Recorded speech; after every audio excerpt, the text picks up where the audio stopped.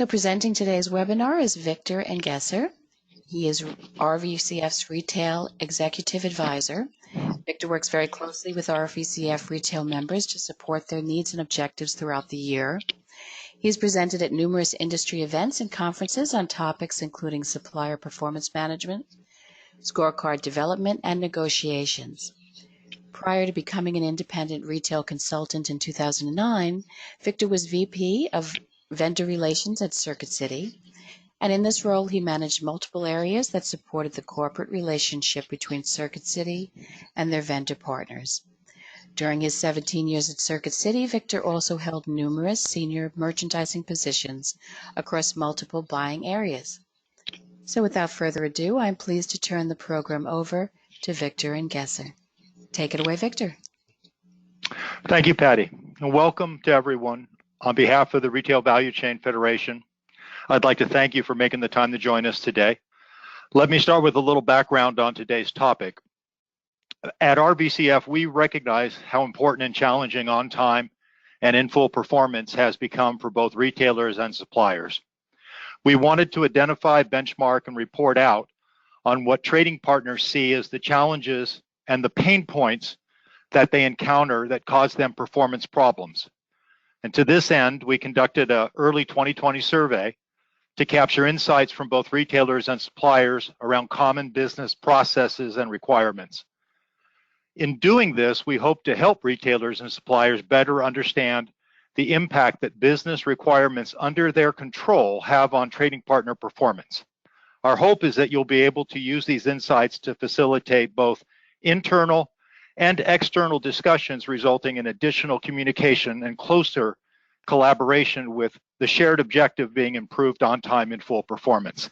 Now, before I get officially into the material, I want to share a couple call-outs with everyone.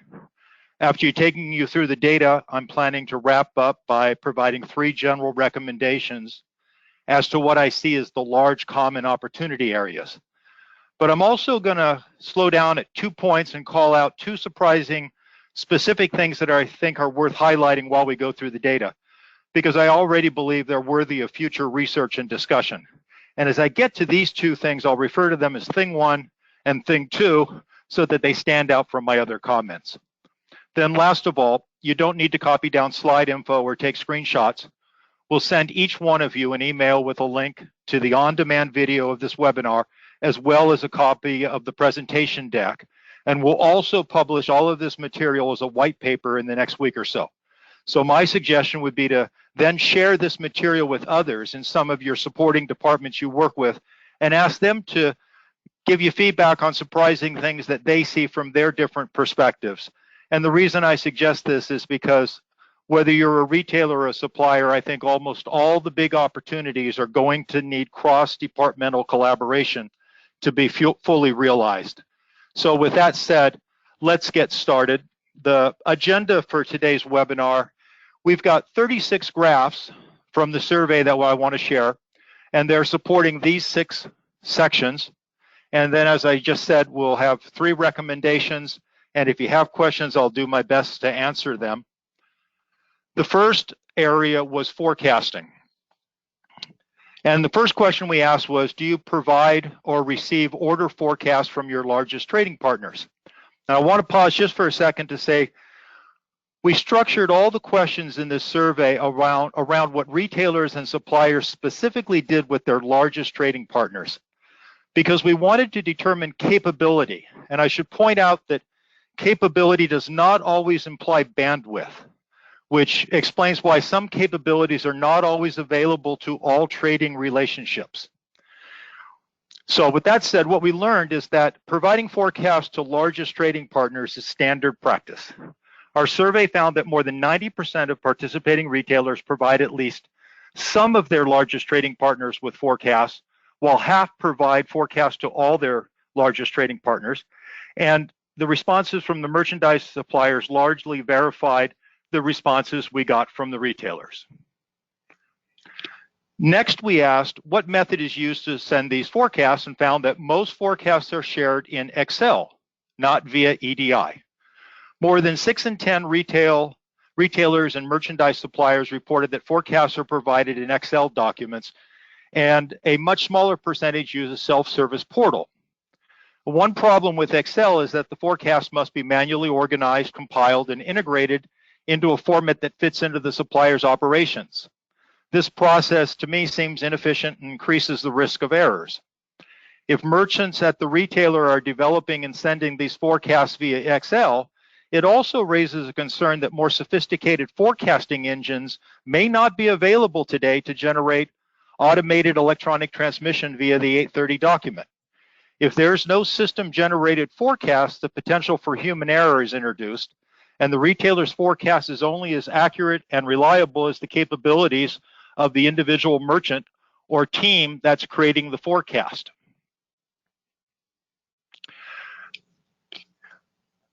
Then we wanted to know if all the orders to the largest trading partners were preceded by a forecast, and found out that not all products are forecasted, even for the largest trading partner relationships.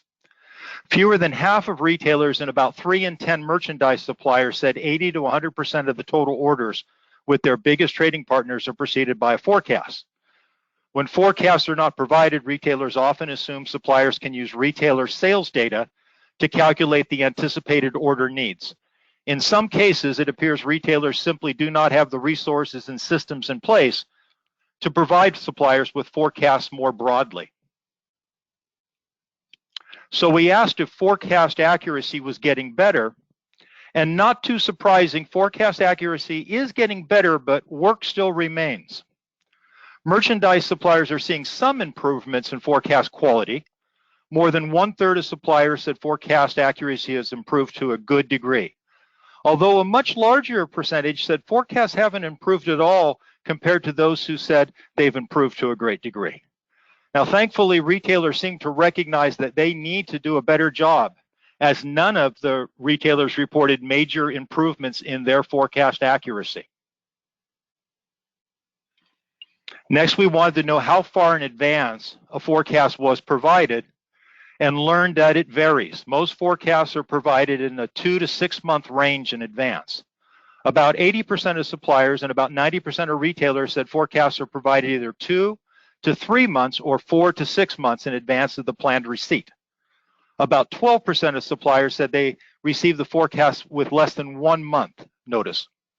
Therefore, the assumption is that the differences in timing to when a supplier receives a forecast is correctly correlated to the lead time each supplier requires to manufacture and receive inventory in advance of filling orders. In other words, a retailer can have a range of lead times because those lead times are often based on the capabilities of the individual suppliers. Are retailers asking suppliers to commit to forecasts? Fewer than 10% of retailers said they asked merchandise suppliers to commit to a forecast. According to the suppliers, however, more than 3/4 of retailers either sometimes or always ask for a commitment. Now, I interpreted this disparity to suggest that the sales side of the supplier may be committing to the merchant, but the order management system of the retailer doesn't require a formal supplier response. Now, if so, this could be a major opportunity for improvement through process and system collaboration. Retailers should be asking suppliers to review and confirm their ability to fill orders to the forecast. Retailers should also ensure the forecast has been built into the supplier's planning process. In some retail organizations, the merchant may be providing the forecast. The supplier confirmation may be coming from the salesperson. And in this scenario, there is a risk that the forecast and the commitment are occurring outside the formal system visibility of both trading partners, and only becomes visible later in the order management process, possibly as a purchase order change request from either merchant or supplier. The operations side of the supplier organization is best suited to confirm and commit to the retail forecast. This shouldn't be the responsibility of the sales side, which might overpromise to get the order. If the inventory management side of the retailer is not integrated into the forecast, quantity and timing may not match the corporate need. Ideally, forecasts and confirmation commitments should travel via EDI between the trading partners. They also should be fully integrated into the order management system of the retailer and the production management system of the supplier. We asked, are there agreements with your largest trading partners around acceptable deviation levels to the forecast? And again, not surprising, in most cases, agreements on acceptable order variance are lacking. Nearly 3/4 of retailers and merchandise suppliers said they do not have an agreement with their trading partner about an acceptable level of deviation between the forecast and the order. One retailer added the comment, agreements that do exist tend to vary by buying area. When you see a red comment on the slide, either under the retailer or supplier section of the graph, that's a direct quote that was provided in the survey back to elaborate on a response to a question. If you see a black text comment, that's something I put on the slide to call attention to it. Without any agreement or standard that governs order variance above and below the forecast, the supplier can be exposed to significant actual order variance risk compared to the forecast provided. So if no deviation agreement is common, do the orders match the forecast? That was the next question, and obviously, often they do not. About 1 in 5 merchandise suppliers said retail purchase orders rarely or never accurately reflect the order forecast. Nearly 6 in 10 said purchase orders sometimes match up with the forecast. Fewer than 1/4 said purchase orders often or always reflect the latest forecast. If the supplier builds the entire forecast quantity into its inventory, there's a risk that forecasted goods are not ordered. And if retailers consistently order more than the forecast, the supplier could miss a sales opportunity if they don't have enough additional inventory to support the retailer's actual sales needs. And to make matters worse, suppliers could be charged a deduction for failing to fulfill the retailer's order in full. As the supplier comments show on the graph, until retailers invest in new forecasting capability, most suppliers will not see significant forecast accuracy improvements in the near term. So the next section, sharing sales data. Part 2 here. When retailers provide suppliers with sales data, suppliers gain near real-time visibility into how their products are selling. This visibility can help suppliers better understand the retailer needs and work to meet on time and full requirements. Our first question asked, do retailers share sales data with their largest trading partners? And thankfully, trading partners are sharing sales data. More than 8 in 10 retailers said they share sales data with their largest suppliers. More than 8 in 10 merchandise suppliers said they sometimes, often, or always receive sales data from their retailers. This allows the supplier to take advantage of sales opportunities and avoid potential problems. For example, a supplier that can see certain SKUs are selling better than expected can prepare for reorders in greater quantities. On the other hand, if certain SKUs are not selling well, the supplier knows that reorders are unlikely. We wanted to know, how does this sales data get shared, and portals emerged as the top data sharing tool. Although Excel continues to be received by more than 1/3 of merchandise suppliers, portals become the preferred method for securely and efficiently sharing sales data from retailers to suppliers.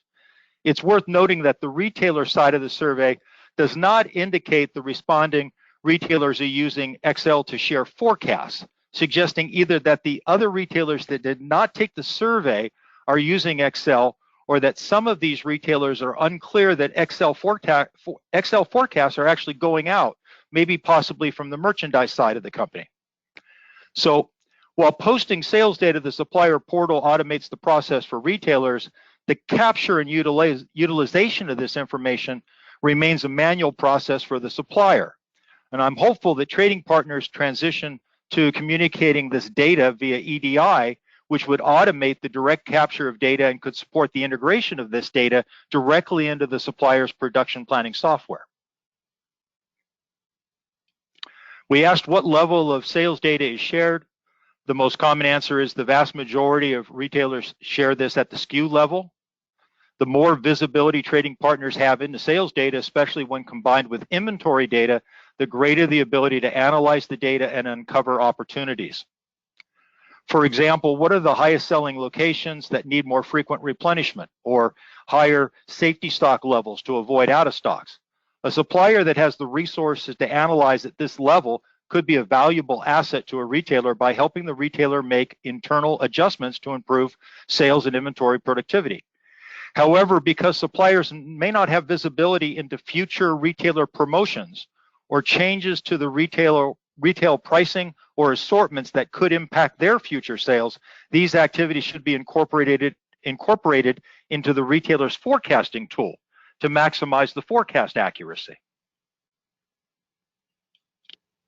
Our next question confirmed that suppliers are creating their own forecasts.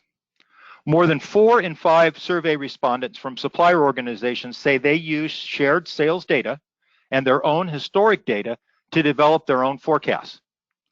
Using their trading partner sales information, suppliers are able to build an internal sales-driven perspective for manufacturing.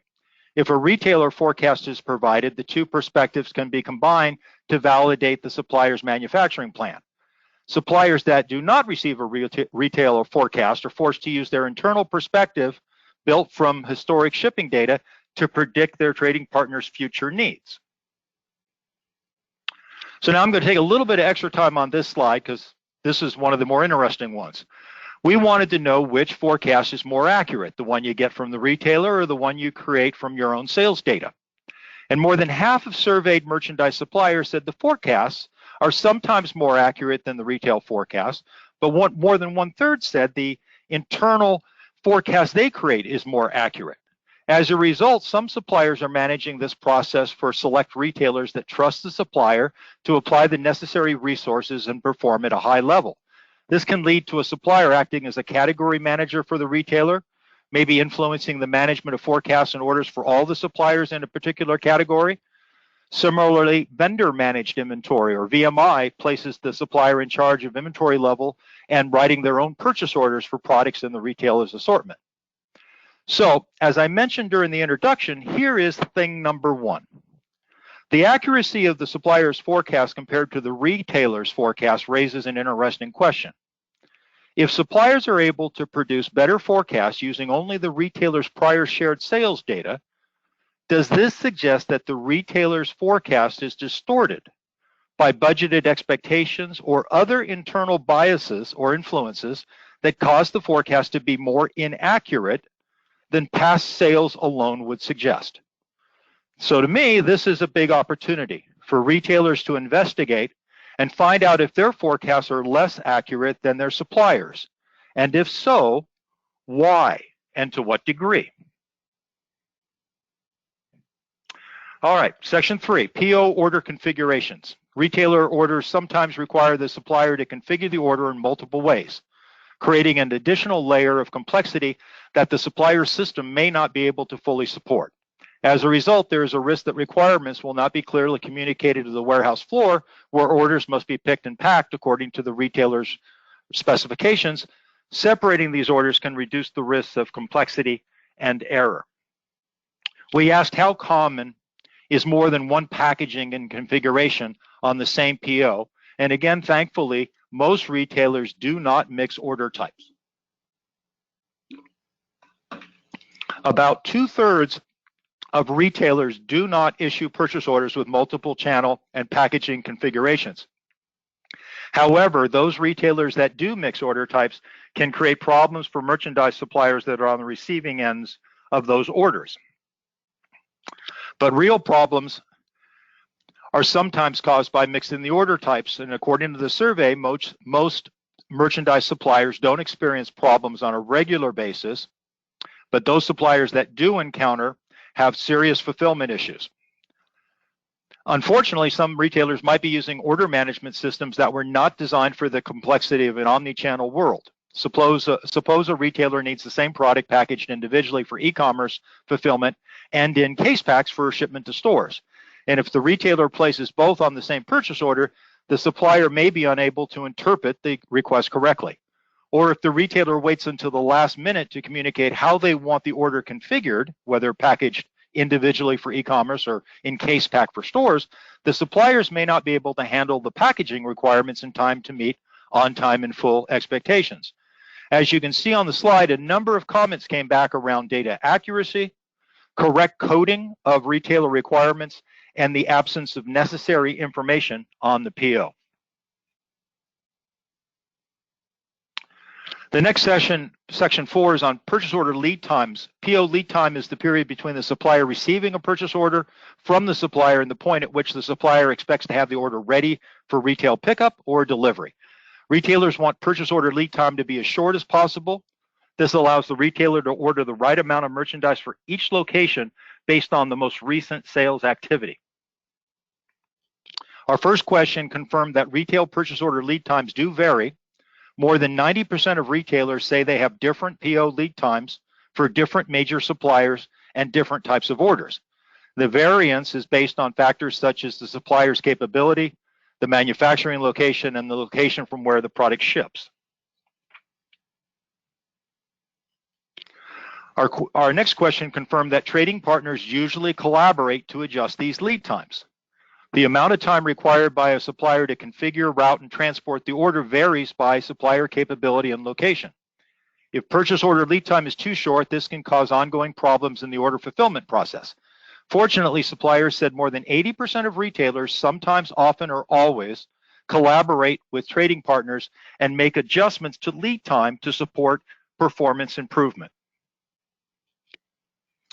Here we asked if PO lead time directly impacts on-time and full performance and confirmed that both retailers and suppliers agree. Purchase order, according to the survey, both retailers and merchandise suppliers believe PO lead time is having a negative impact on-time and full performance. Short lead time increases the burden on suppliers. Both trading partners recognize this problem, but retailers tend to expect suppliers to simply make the necessary enhancements to their capabilities in order to meet retailer expectations. And this is easier said than done, especially for smaller, less sophisticated suppliers that are dealing with larger, more demanding retailers. The faster these smaller suppliers can build the people, process, and system capability to meet more demanding supply chain requirements, the better their compliance performance. Until then, their best hope is to negotiate a process adjustment with the retailer. One supplier comment really shines a light on the disconnect. And so read that comment in red. This comment illustrates the broader need for increased data sharing and communication to properly adjust the ordering process to improve on-time delivery performance. On one side, the retailer may expect the supplier to address the lead time issue by changing their process. On the other side, the supplier might expect the retailer to simply extend the lead time. Through collaboration, trading partners can often arrive at a solution that works for both sides. Our largest number of questions that we asked were in this section, section 5, purchase order changes and lock windows.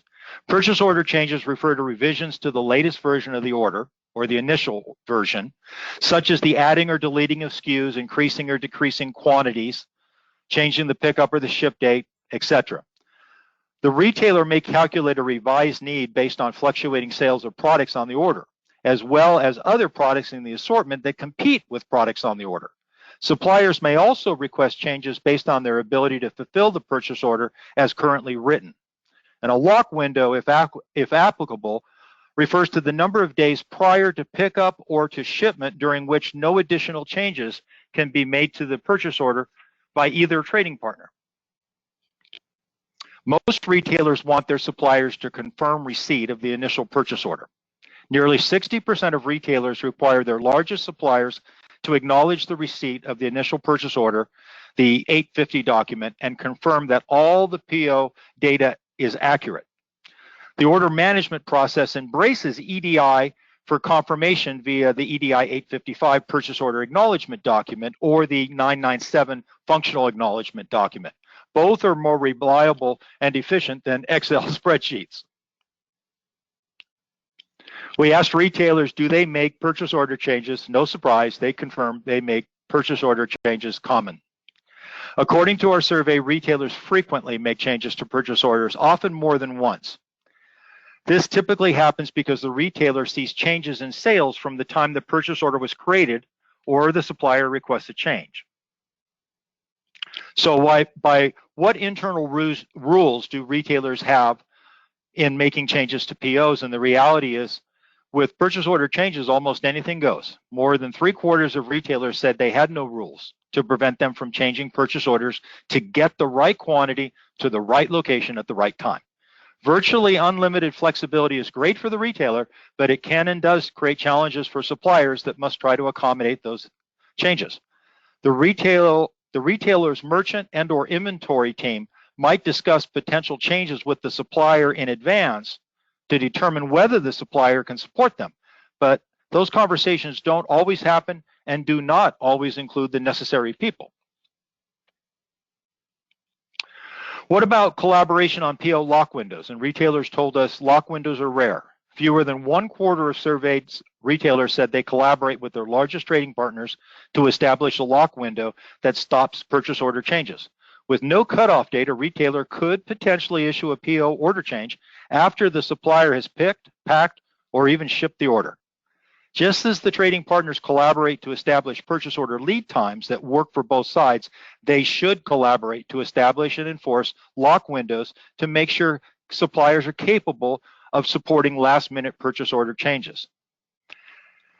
That said, based on how suppliers answered this question, suppliers seem to be communicating directly with their merchant or an inventory team member to proactively manage this risk. This appears to be creating an informal process between the trading partners in order to address a missing formal rule, suggesting these issues often need to be worked out between trading partners on a case-by-case basis. Does last-minute PO changes have any time limits? For more than half of the retailers surveyed, the answer is no. That being the case, suppliers are often asked to pull a rabbit out of their hat or suffer a chargeback and a scorecard decline for failing to adapt. Looking at this from my past merchant perspective, it appears that the more leverage one trading partner has, the more likely the weaker trading partner must deal with a last-minute change or a more challenging PO. This is an unfortunate but common reality of negotiated relationships. So next, we asked retailers that do not lock the PO that do lock the PO, when does this occur?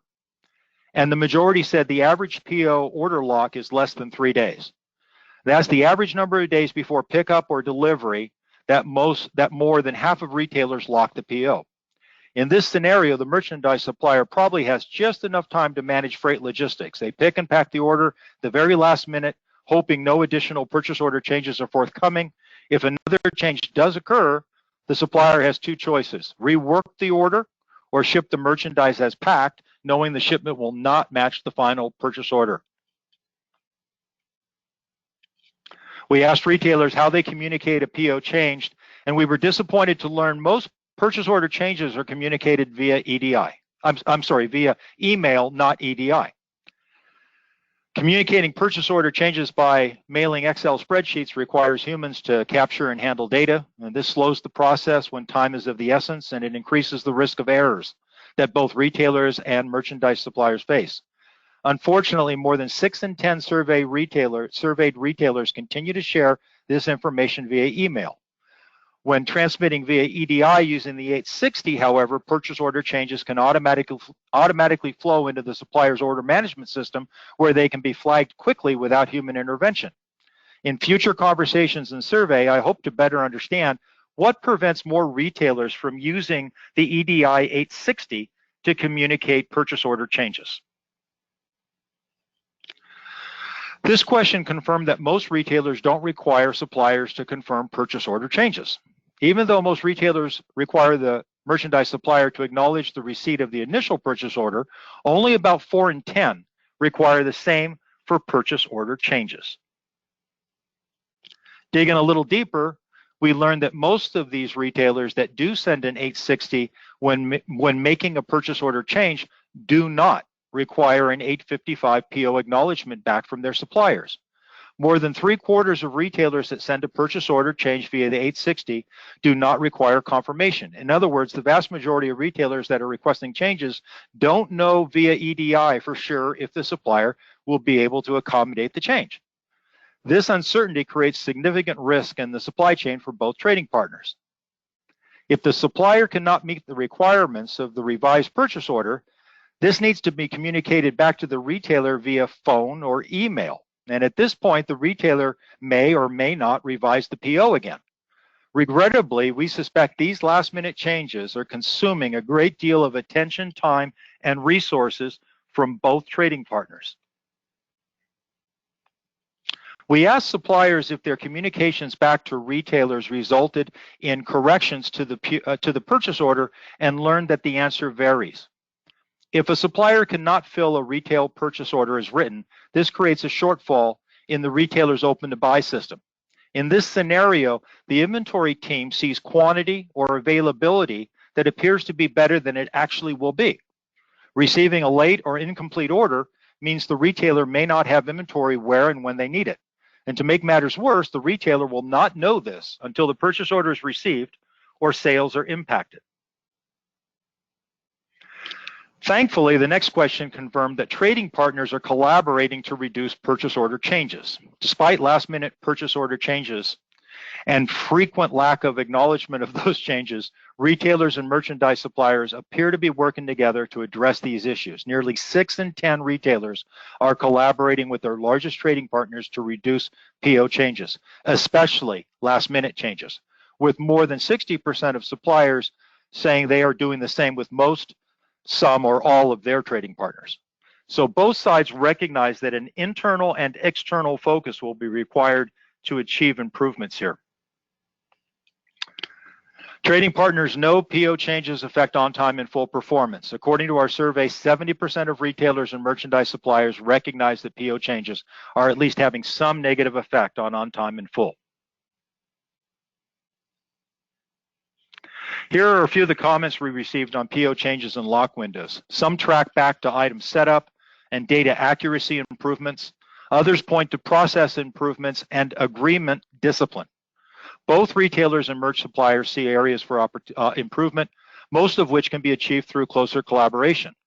As retailers invest in and launch more sophisticated forecasting capabilities and expand into additional EDI applications with their suppliers, the volatility of orders should decline, while the accuracy and speed of communication improves.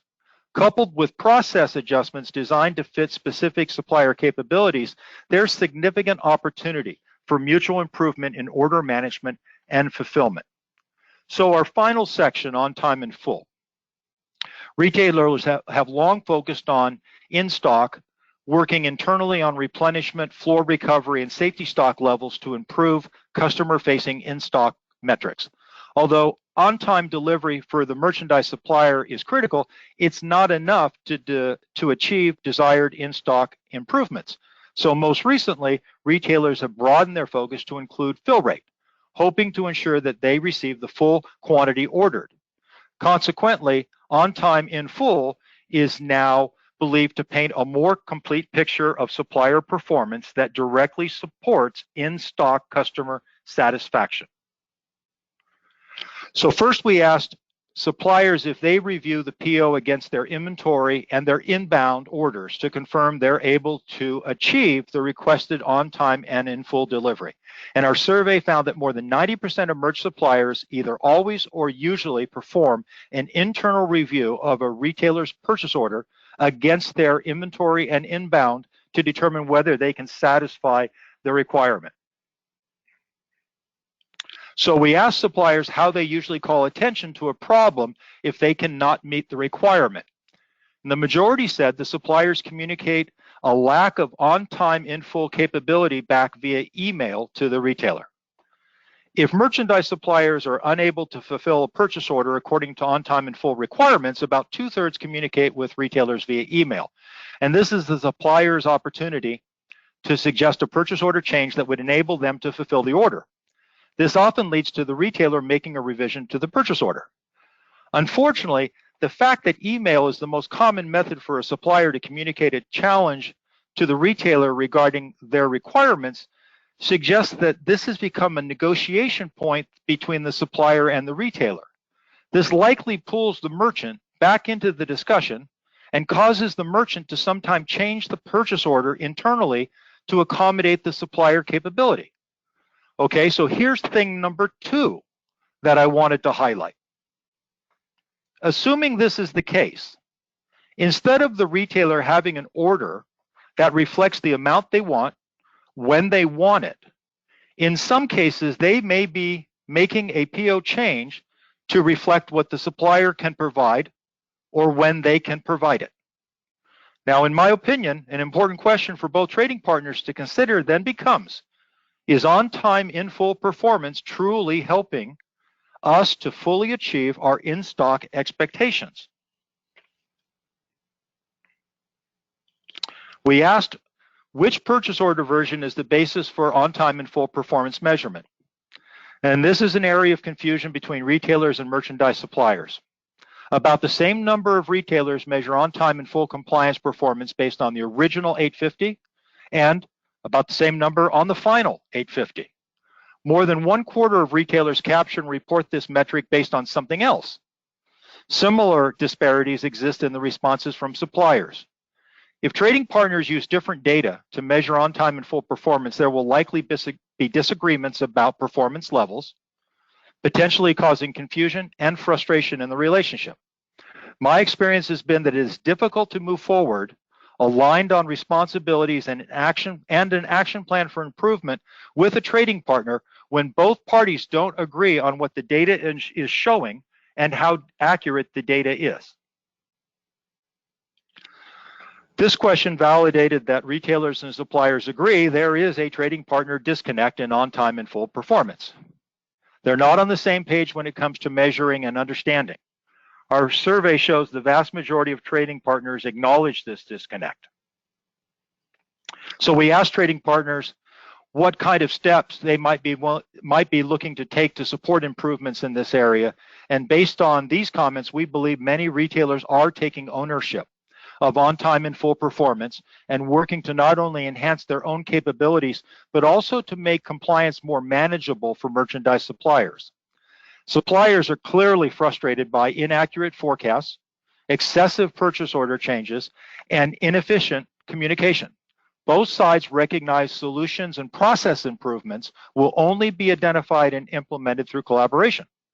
We believe the key is to not only identify areas for on-time and full performance improvement, but to understand the root causes of obstacles to this improvement and pursue solutions that overcome these obstacles. So, based on the results of this survey and feedback we've received from retailers and merchandise suppliers, there are 3 key components to improving on-time in full performance. And I'd like to take a few minutes to go over each one of those with you. The first one is the importance of forecasting. A common business adage is garbage in, garbage out. Supplier comments in our survey validate the frustration of receiving an inaccurate forecast or not receiving a forecast at all. This creates multiple downstream risks for the supplier and eventually causes problems for the retailer and the customer. Retailers should be moving quickly towards next generation demand forecasting capabilities that can handle multi-channel management by including past sales as well as past and future promotions, lost sales calculations, market level influences, and social and environmental conditions. In short, an accurate forecast requires a much more robust and complete calculation than current order forecast capabilities, which are often many decades old. Retailers that provide forecasts should measure and track forecast accuracy, determine if there are internal biases causing consistent under or over forecasting, and take steps to address these issues. The second thing, an internal review of business processes. Most companies have formal business processes in place that impact on time and full, as well as an informal culture that sometimes modifies these processes and becomes an obstacle to improvement. So for example, on the retailer side, consider how the merchant budgeting process can impact forecasting. A fast-growing category might be held back a little by the merchant to improve the chances of beating the budget. This can result in the merchant chasing upside with the supplier by asking for more merchandise than originally forecasted. Suppliers can't always meet these demands, resulting in out of stocks and compliance problems. Now, the inverse, in a declining category, the informal culture might place high demands on a merchant to stop the decline while budgeting too aggressively. This can result in the supplier receiving forecasts for higher quantities than what the merchant needs, leading to orders that fall below the supplier's expectations. In both cases, these problems may be consistently repeated unless root causes are identified and addressed. On the supplier side, expanding distribution and stressing their production capability or allowing sales departments to overpromise to capture a sale or a promotion could be contributing to downstream difficulties. Another common business adage is you can't manage what you can't measure. Retailers and suppliers should develop a method for capturing, tracking, and reporting back to each other on forecast accuracy and volatility, as well as the frequency, timing, and impact of purchase order changes. Tough to do, but you've got to identify who, what, when, where, and why, with a special emphasis on the why. Is the problem a lack of resources, a lack of data, a lack of discipline, or a combination of factors? Are suppliers performing poorly, or is the retailer expecting the impossible? Use this internal scorecarding to determine what changes to resources, people, process, or systems may be required. And the third and last area, trading partner collaboration. Organizations can often make the mistake of optimizing business processes for themselves without realizing the potential risk and hardship they can be creating for their trading partners. If both sides aren't on the same page, customers are often left disappointed. Retailers should collaborate with their supplier community, especially less sophisticated suppliers, to optimize performance.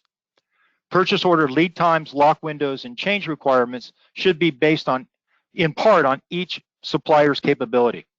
Retailers should be working with suppliers to help them improve. The retailer's ability to teach, measure, and reward strengthens and supports these collaborative relationships. Set your expectations for increasing capabilities and improving performance. And when these improvements are achieved, raise the bar then. This collaborative approach to performance management can be applied internally as well by both the retailer and the supplier to the various departments and groups within their organization that are involved in these business processes that impact on time and in full performance. So, one final takeaway. There is no doubt that on time and full performance will improve over time. Improved performance benefits both trading partners and, most importantly, the customer. Retailers and merchandise suppliers that collaborate closely to align business processes in a way that drives on time and full performance improvements will see these gains sooner and to a higher degree. Now, if we have any questions, I'll be glad to try and answer any questions you may have. But I'll also tell you that we can direct questions to the next RVCF retailer or supplier open forum conference call as well, and discuss them in a group setting where we'll be able to solicit a range of feedback and suggestions. So, Patty, do we have any questions that have been submitted? Thank you, Victor. We do have 2 questions that have been submitted, and I will invite the audience, if you have any additional questions, and if we have time for them today, if you could enter them on the chat drop box in the control panel. So, Victor, the first question we received is, you mentioned that retailers and suppliers should agree on the amount of forecast tolerance or deviation that each would support. Can you share what a standard percentage agreement should look like? That's a tricky question. There's, in my opinion, there's no normal answer to that question. It has so many variabilities that influence it. The nature of the relationship, the category of goods that you're talking about, the speed at which the product degrades or becomes obsolete. I can only really go back to my background, which was with Circuit City and was with consumer electronics, where we were buying expensive high technology products that obviously changed annually to become, less viable. So in that scenario, we did sit with our largest trading partners and come up with agreements to the deviation, and I'll quickly share what that looked like. So we would provide a forecast at least 6 months out, a rolling 6-month forecast to all of our suppliers based on all the many variabilities that we could look at. And we basically would say to a supplier that at about 90 days out, we're going to start tightening it up and have some agreement with regards to how much we can or can't change the forecast.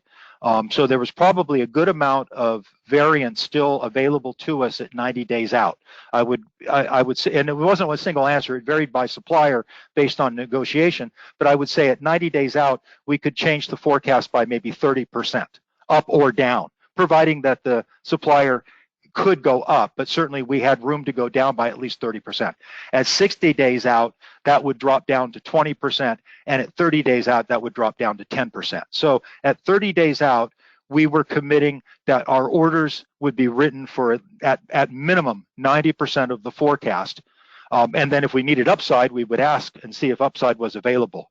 Or with some suppliers, we would say to them, we need you to build some safety stock, and you need to be able to commit to us that at 30 days out, we could get a 10% upside to the forecast. So it's in that range for consumer electronics, and I suspect, you know, today's big consumer electronics retailers might do something similar in that I think the suppliers are still looking to collaborate on risk of forecast volatility. So you'll see some degree of variation as it gets closer and closer to the point where each side wants a firm commitment from the other.